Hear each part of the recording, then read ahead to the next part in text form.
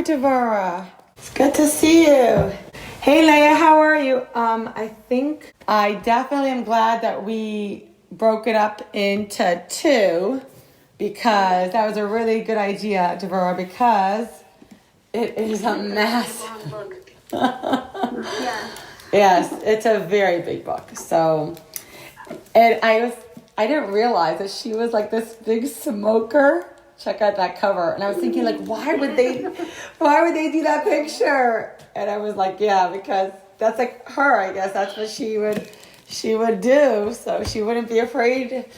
So Devora, tell me, what do you think about it? What are your thoughts? I had trouble getting through the book. You know, there were parts that were very particularly interesting to me. Yeah. Especially the part around World War II. Yeah. I would have liked to have more of that, because that's, I would have been interested to have heard about more about the Israeli reaction to what was going on in Europe. Right. I think they didn't include it because it's a very controversial topic, and they probably the book didn't want to get into it. That was my opinion. That could be a good point. There were some sections that were a little hard to get through because I just wasn't interested. There were some political goings on. It's like, that there's also a lot of, I feel like, emotional stuff going on that was difficult. Like, I feel that we'll start soon from the beginning, but just the whole idea where she was having issues in her marriage because I felt that she was like... Did you know about that? I did not know any of this. It was going in completely blind, So it's different. My mother-in-law she loved Golda Meir. She loved, the whole concept. And she's a very, in my opinion, probably a very strong Russian woman or Ukrainian woman. But I feel that she was a little bit probably too strong in some areas where I feel a person has to be gentle. Or I was thinking that if she had been a man, no one would have blinked, with all the things that she did. But because she was a woman, it was considered that she shouldn't do that. Some is wonderful just because of her own talent. She obviously was extremely adept. On the other hand, you feel really bad for her husband and her children. Oh my gosh. Yeah, especially the children. Like, she wasn't there. Yeah. And if she had been a man, no one would have thought about it. Okay, that's his job. That's what he does. Yeah. Especially, I felt bad for her when she went to the kibbutz. And she thought, okay, I'm just going to dump my kids at the kids' house. But they're like, nah, you're going to take care of, 6 babies all by yourself. And I'm like, wow. Yeah. But I don't know. I honestly, I really like Golda Meir growing up because I heard so much of her. Yeah. But after reading, the first half of the book, I don't know if I like her as much anymore. Yeah. Part of it was because I really despise communists and socialists, and I knew she was part of the Labour Party, the Labour Party, but it didn't really seem to me that she was socialist, but now I do, and I'm like, okay. So, I don't know. There were a lot of things I didn't really like that she supported. Personally, for example, the white paper. It was very, very controversial in Israel because basically before then, Jews that wanted to come, they could immigrate. And basically what happened is that Ben-Gurion negotiated with the British that they're going to limit how many Jews can come to Israel, and Ben-Gurion would have the sole power to decide who can legally immigrate to Israel, and it's like in the eve of the Holocaust. So it created a problem, which I read in a lot of Holocaust books too, that the only people that could escape were young people in their teens and their early 20s who were part of socialist movements in Europe. compared to the like religious people that would not want to be part of those socialists, or even not religious people, just people that did not approve of socialism or communism, they could not immigrate to Israel. And Weizmann actually quoted saying that it's fine because all those Jews, those religious, those Eastern European Jews, they're like the Galut Jews or the old Jews. We should just let them perish. And just to see that she was part of it and she was approving of the white paper, I just like, I don't know how I feel about her anymore. So when reading the book, at parts like that were critical to the history, that we look back on and we really have particular interest in, there wasn't enough background and meat to what was really going on. Like you say, she opposed the white paper, but I would have liked to have heard more about that. Why? What is those eras that were of particular interest? The book skipped a lot of controversial things. Like it focused on a lot of personally, I think a lot of boring things like said what and it's the truth. I mean, it's nice, but I don't really care about that. But like a lot of the juicy things that have caused a lot of controversy in the history of Israel, the book just skipped through that. So you really need to read between the lines. Yeah. Wow. What did you think, Esty? Well, that blew me away, Leah. Yes, I wasn't able to read 100% through the lines, so I guess I think for her generation, okay, don't throw the book at me. I agree with you that if that's what she participated in, she made a really bad decision. And it's just reading her story of how she grew up, always afraid of a pogrom, always afraid in Russia, Ukraine, wherever it was very, very scary to live like that. There's this guy, I don't know if you remember Gary Dever, but Gary talks about how his thing was his aunt. So they had that town that she grew up in was, they had pogroms all the time.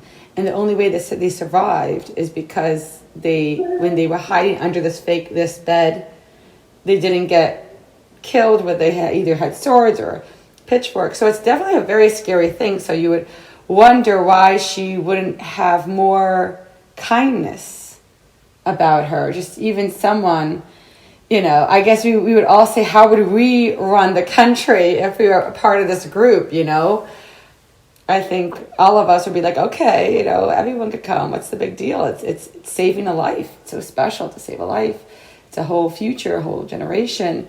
So she didn't have kindness. And I think that that's also something that I could say throughout the book. I feel so far that she wasn't kind to her sister when her sister wanted that music player. Oh no, somebody else. Well, I think the kibbutz people wanted it. So she took it away from her sister. It was a gift. In those times, no one had music. Her husband, wasn't it? Not sure if it was her husband, but I know that she didn't. Player. Yeah, it was a music that she took it from her sister. Like, you don't take a gift back and then give it to someone else. So, especially everything her sister did for her, I felt that was very rough. That it shows that, and people can say, oh, it's just sisters. But sometimes if you look a little deeper, it just seemed very not right. And then this poor guy, Morris, her husband, I felt that, when people, they come to another country, it is very difficult on them. And I felt that she had no mercy on him, like absolutely no mercy whatsoever. He wasn't into this. It was completely not his style. And she's gone all the time. And she leaves the kids with him. And I don't know, it was just, I felt very not so nice. Even though I do like her enthusiasm to get things done for the country. And I saw that was a good point, to finally have a place where the Jewish people can come. But I feel that it was done in a way that wasn't so nice. You know, like you said, there's those children homes. I mean, that whole idea, it's not natural. That's not normal. And her husband wanted to, not live in the kibbutz because she's not even there. And then she says about him, oh, he's too delicate. Who wants to sit with a whole group of people all the time? You don't have a house just to say, I need 5 minutes to myself. You don't have that. So I felt that she was very, and not just thinking about it, but saying it to other people, that it became so well known how she felt. It's very rough, I think. My other thing is like the way that she treated the Irgun. She said, no matter what, we need to stop them. We need to stop them. I didn't finish the last chapter. Did they mention Altalena there? And he basically was a commander under Ben Gurion. He shot down the ship, and the ship blew up, and like 16 people died. But because the Irgun was not able to get the weapons, then we ended up losing Jerusalem. We didn't have Jerusalem until 1967. Which is like, can you imagine? They sacrificed Jerusalem, they sacrificed land just because they have beef with the Jews who are not communists. This book leaves a lot of stuff that would be I don't know. It's hard to say in retrospect, well, you should have done this, you should have done that. Definitely not a proud chapter, that's for sure. I didn't know everything, especially, I'm sure people do know more in this regard than I do, but I did not know everything. And I think that it's something, sadly, that I feel the people that helped to create the state of Israel, they had this idea, we want to help the Jewish people, before they even came there definitely was Jews in the land. If you remember in the 1700s already, people were making Aliyah.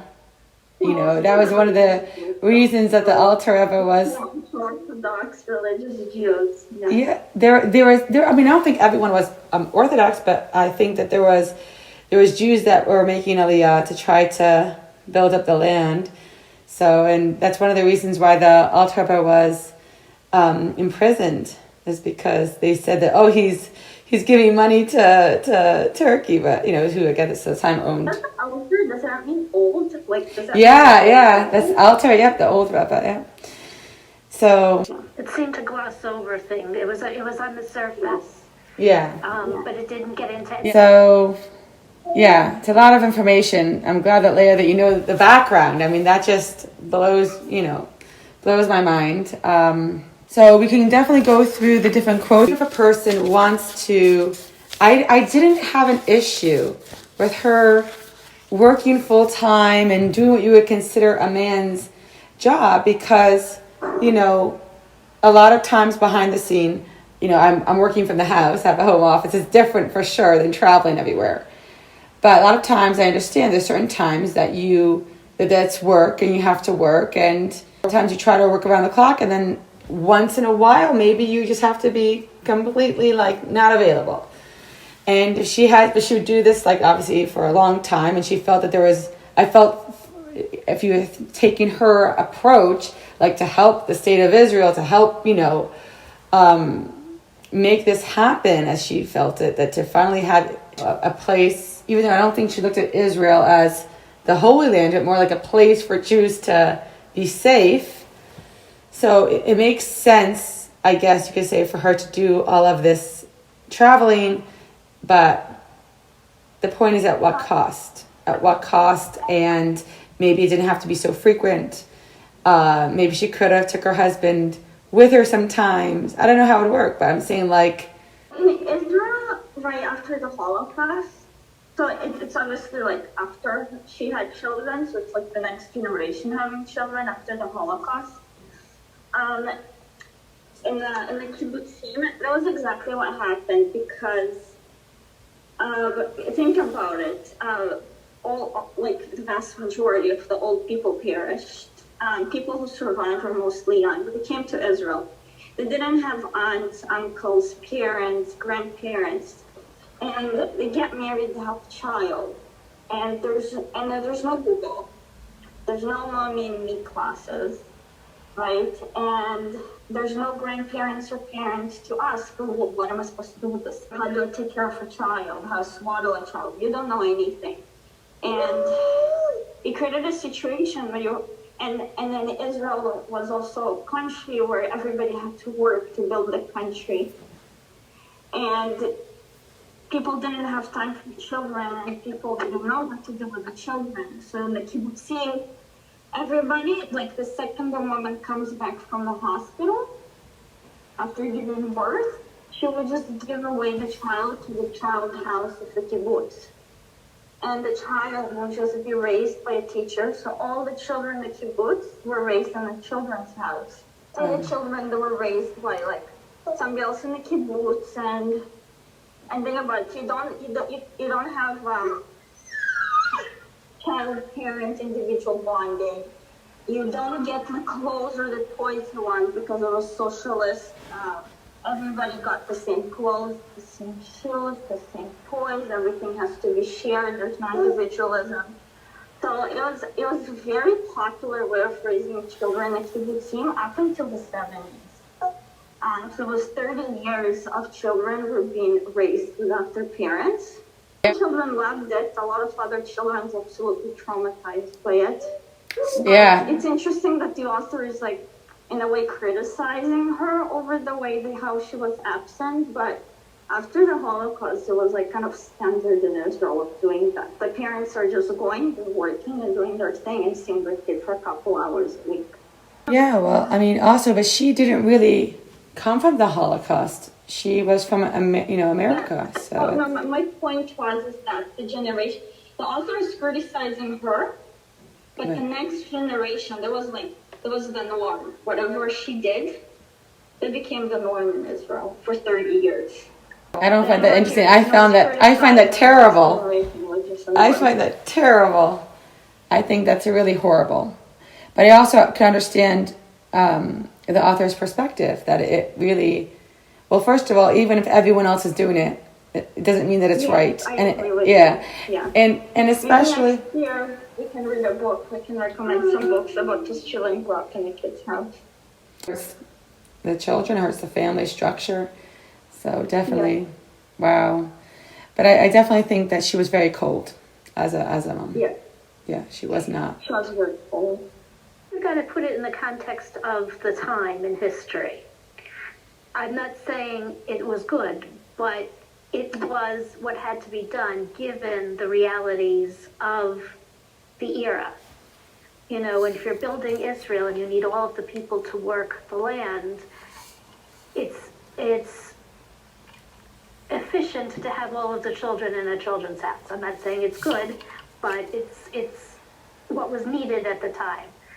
We can definitely look back and see what we felt was right. I think that what Leah was saying about the Holocaust, so some of them really didn't have a choice. But I also think that, okay, let's go through the quotes. Deborah, you want to read the... About the use of her name. Men in public are almost uniformly referred to by their last names, as Lincoln, Washington, Ben-Gurion, whereas women are frequently called by their first names, an informality that tends to diminish the woman's status. But Golda Meir is different. Her first name identified her everywhere. She owned it and promoted it, allowing others to feel they knew her intimately, even while she rose in stature and influence. Golda Meir was able to overcome the social norm that men are painted as strong and formal leaders, whereas women are to be personal and domestic in nature. In fact, she used the informality of being known by her first name to engender acceptance by others and become a stronger and more popular leader. The first name, because of its inherent intimacy, is held in such modest regard that only her close male relations can use it, while non-related men should only address her by her last name. It was something she certainly um, in a sense, used to manipulate the situation. On the one hand, she was a very strong, outgoing leader, but then she also had this grandmotherly kind of persona that, would smooth the ruffled feathers, depending on how she wanted to use it. I don't want to say it was a ploy, but it was a technique that worked to her advantage. In the future, people were to repeat incessantly that Golda Meir was the only man in the cabinet. I loved this quote. It's supposedly the words of Israel's Prime Minister David Ben-Gurion. She hated the description. What does it really mean, she asked. That it's better to be a man than a woman, a principle in which I don't agree at all. Men always feel so superior. So the author's perspective, society in general, and the political environment of her generation in particular, prioritized men over women, assuming that men were better leaders. Torah perspective, not only are men not greater than women, but in fact, women are of higher spiritual standing and of a more visceral, pure faith. To characterize a woman as a man is therefore insulting. So just to put it into context. I think maybe that's why we are, we're combing through everything that she did because she is this grandmother kind of Israel, and she was a woman. And I think that it really does have an impact when a person goes to a house or they go to a place, when they see one's grandmother, one's mother, the family, they're looking at the woman. Of course, look at the husband, but not too much. I feel like it's just they want to see the environment. They look at the woman, and because there is so much that a woman brings, so much character that she brings to the family, that I think maybe that's what Golda Meir brought to the cabinet. And one of Bluma's baby boy, lived past infancy, the age of 4, he would soon certainly have started attending Cheder, the traditional Jewish school. As notorious as many of the schools were for their ill-trained teachers and squalid classrooms, they still managed to implant in their young students a lifelong familiarity with Jewish texts. Had this imagery little boy been lucky, imaginary boy been lucky, he might have studied at the modern Cheder, decaying ground under the influence of the Hashkafa, the Jewish Enlightenment. In it, teachers taught in Hebrew instead of Yiddish, and courses included secular subjects such as Russian literature, along with religious ones. Progress for the Jewish people is gained through modernization and assimilation.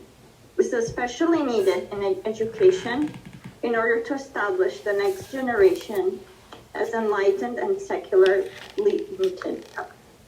Torah. Education, especially of younger children, is paramount to the lifelong connection to Judaism in both knowledge and practice.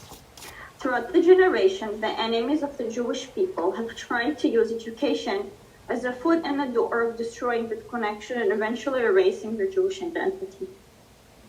Allah was able to endanger the support and the funding of those secular governments wanted to subjugate our Jewish populations.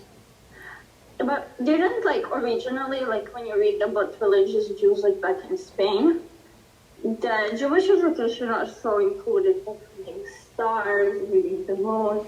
They knew math pretty well, but then at some point Jews stopped learning all those things. It was because of the Russian government. It's interesting because Michal's grandfather, he went to the Cheder before it was closed down, the real Cheder. And then they made this, they said, oh, you can have your Yiddish or whatever, but they worked together with the Haskalah movement, which basically, was not interested in keeping up the religion and keeping up, what was. That's the whole reason of why the Cheders had to go underground. So I feel, again, it was oppressing the people and it didn't help. So, and it was, I feel a lot of times people have to be respectful, you know.